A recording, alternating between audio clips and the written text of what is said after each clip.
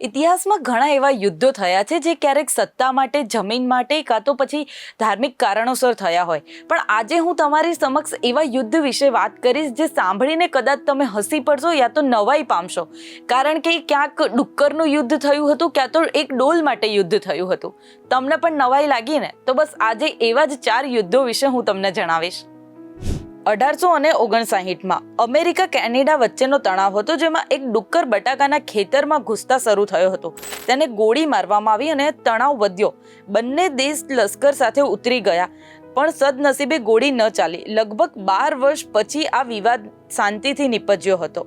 ડોલનું યુદ્ધ 1325માં ઇટલીના મોડેના અને બોલાગ્રોના શહેર વચ્ચે યુદ્ધ ફાટી નીકળ્યું, કારણ કે એક લાકડાની પાણીની ડોલની ચોરી થઈ હતી. ડોલ પાછી આપવામાં ન આવતા 32,000 સૈનિકો યુદ્ધ પર ઉતરી પડ્યા હતા અને આજે પણ એ ડોલ મ્યુઝિયમમાં છે. ફૂટબોલનું યુદ્ધ 1969.